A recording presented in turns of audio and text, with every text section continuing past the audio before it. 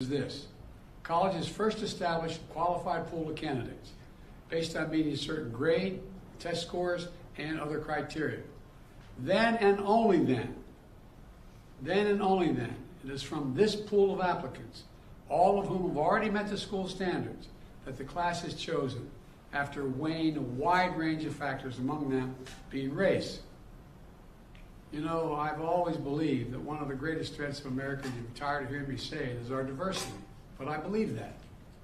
If you have any doubt about this, just look at the United States military. The finest fighting force in the history of the world.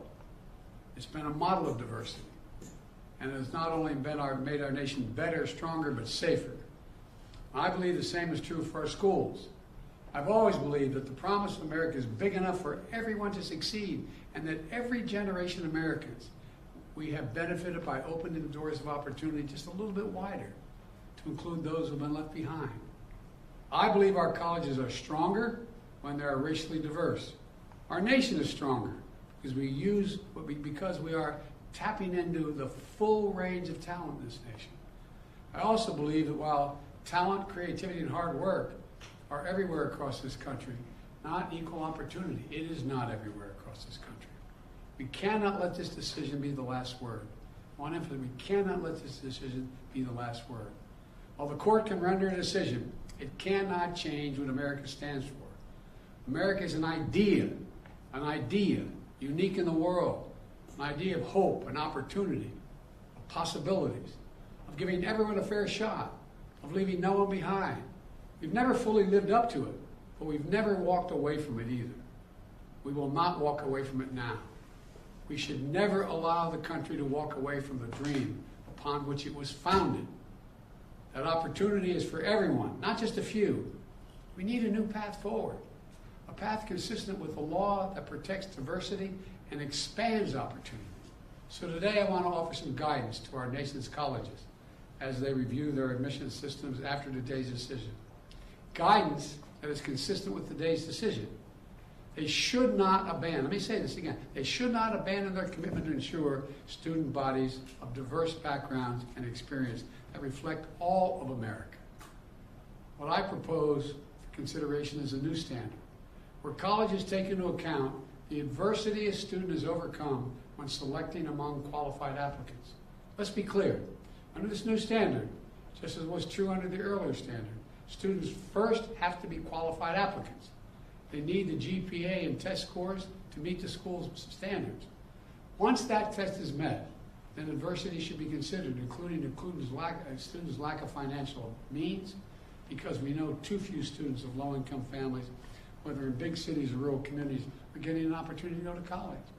When a poor kid, maybe the first in their family to go to college, gets the same grades and test scores as a wealthy kid, his whole family's gone to the most elite colleges in the country, and whose path has been a lot easier. Well, the kid who faced tougher challenges has demonstrated more grit, more determination, and that should be a factor that colleges should take into account in admissions, and many still do. It also means examining where the student grew up and went to high school. It means understanding the particular hardships that each individual student has faced in life, including racial discrimination that individuals have faced in their own lives. The court says, quote, "Nothing in this opinion should be construed as prohibiting universities from considering an application's discussion of how race has affected his or her life, but be it through discrimination or inspiration or otherwise," end of quote. Because the truth is, we all know it, discrimination still exists in America. Discrimination still exists in America. Discrimination still exists in America. Today's decision does not change that. It's a simple fact. If a student had to overcome adversity on their path to education, college should recognize and value that. Our nation colleges and universities should be engines of expanding opportunity through upward mobility. But today, too often, that's not the case. Statistics, one statistic, students from the top 1% of family incomes in America are 77 times more likely to get into elite college than one from the bottom 20% of family incomes. 77% greater opportunity. Today, for too many schools, the only people who benefit from the system are the wealthy and the well-connected. The odds have been stacked against working people for much too long. We need a higher education system that works for everyone, from Appalachia to Atlanta and to far beyond. We can and must do better, and we will.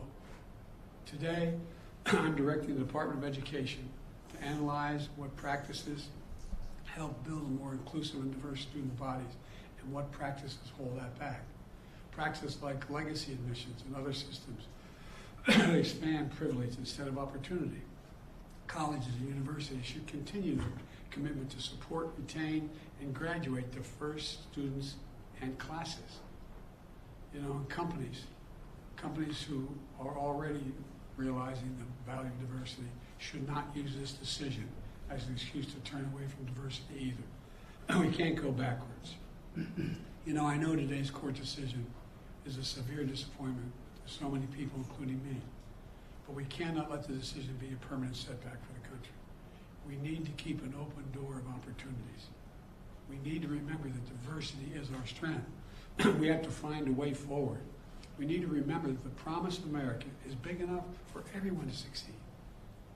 That's the work of my administration, and I'm always going to fight for that. And I want to thank you all. And I know you've been told I have a helicopter out there waiting to go up to do an interview in New York. I'll be talking more about this live interview. But thank you very much, and we're going to have plenty of time to talk about this.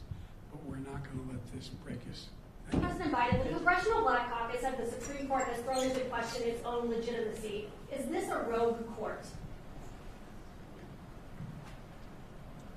This is not a normal court. Should there be term limits for the justices, sir? Okay, thank you, everyone. We're going to place all indoors for the departure right now.